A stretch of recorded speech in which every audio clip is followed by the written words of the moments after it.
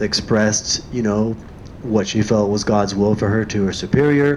Her superior, in the place of God, said, come back in a year. So she said, okay, great, I'll come back in a year.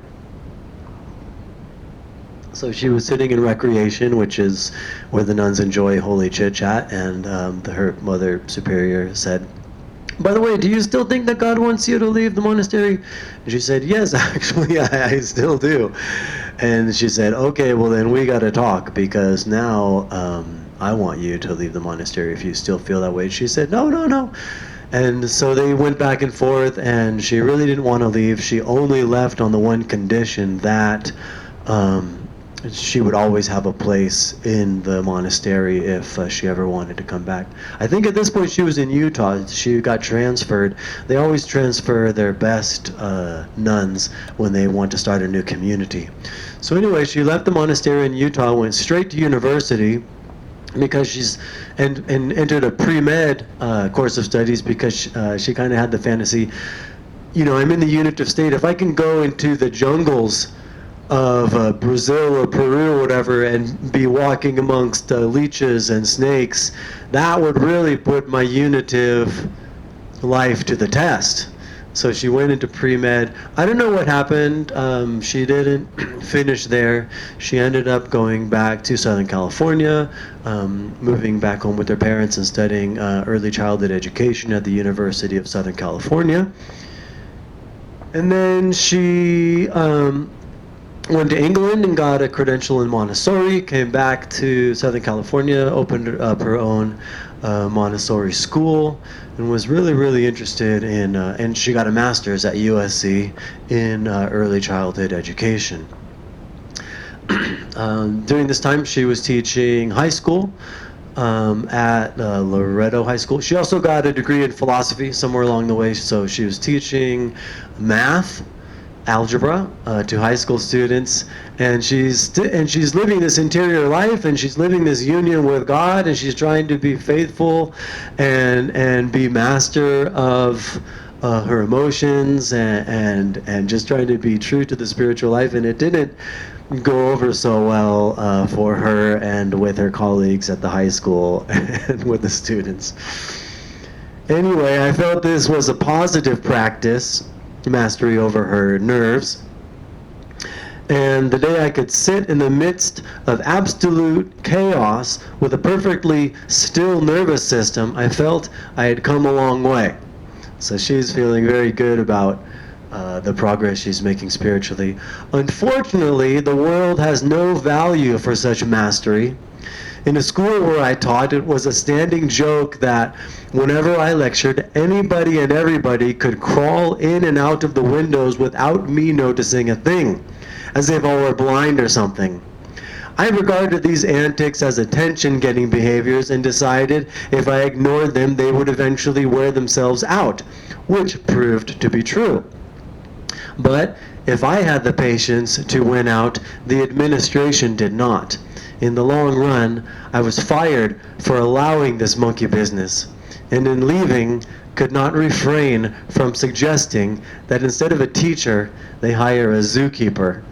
So Bernadette always, not that she had to get the last word, but feisty, stubborn, not afraid to tell you what was on her mind. So she, in 1970, so at the high school she met a fellow teacher. I think he was a teacher in the drama department, and I won't go into any speculation, or I won't even say his name, but I think I can say this much at least, that she confided in me that there were issues of fidelity between them, obviously, on his part, teaching high school kids drama. I don't know, you can draw your own conclusions. But anyway, in 1976, he left her and their 4 kids, whom she loved ardently and continuously and passionately, and said they were just the joy of her life, and told some funny stories about them, when she asked one of her daughters for a ride to the airport, and she gets in and the daughter has the music just blaring, and it's terrible music and it's way too loud. And the mom says, turn that music down, and the daughter won't do it, and they're on the freeway and she says, go on, turn that music down, I can't stand it. And so the daughter pulls over into, I don't know if it was the fast lane or the slow lane, and says to her mom, get out. She says, what do you mean? You don't like my music? Then just get out. You can walk to the airport. She said, okay. So she didn't get out. The daughter took her to Bernadette to the airport, and Bernadette never got a ride from her again to the airport. Anyway, she left her kids. She eventually got an annulment, and she's still having all these experiences, which I will explain next week. The whole theme of the next week's video will be the unitive life and what it's like, at least from her perspective. The reason why she's writing all these books is to put into contemplative literature some things that she thinks that she thought were not there, specifically the no self event. But she also said that one could do nothing better with one's life than to speak and write about the unitive life, because it is the life that we're all called to. And so if we can understand it, not have misconceptions, not be afraid of it, know kind of what to expect, then maybe more of us will get there. She also said once that the greatest obstacle that people have to growth in the spiritual life is wrong beliefs, wrong conceptions, wrong ideas about the way it goes. So that's why she wrote these books, and I guess that's why I'm making these videos that 2 or 3 people might watch.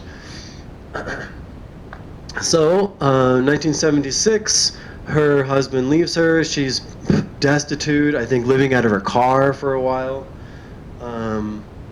And in 1978, she is on retreat in New Kamaldali Monastery in Big Sur, which she considered her only home on earth.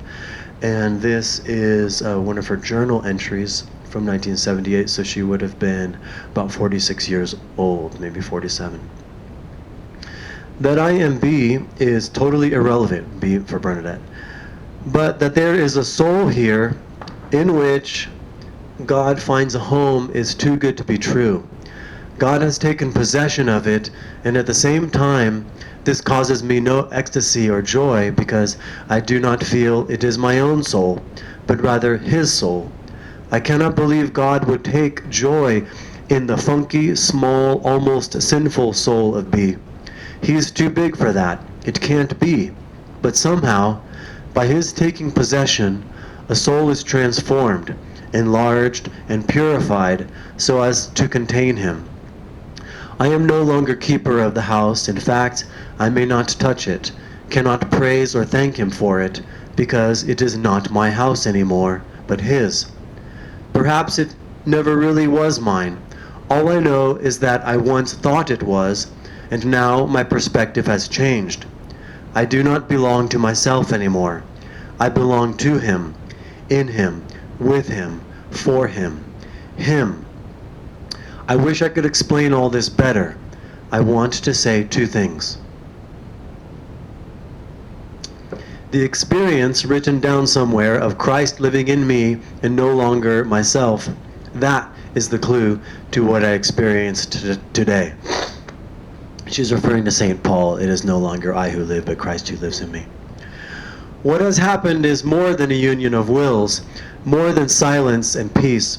It is a total union of the faculties, wherein I am only capable of attending to the present moment, no thought ahead or behind. To keep in this state, I seem to need only to remind myself of what I am doing. I say to myself, now I am driving, now I am shopping, now I am writing, etc. My mind seems incapable of wandering. To wander is fruitless and unnecessary, and to force the mind is a sin. So as long as I lose myself in the present moment, all is well. but to think of the past or future is like kicking against the goad and causes unnecessary suffering. So she's almost caught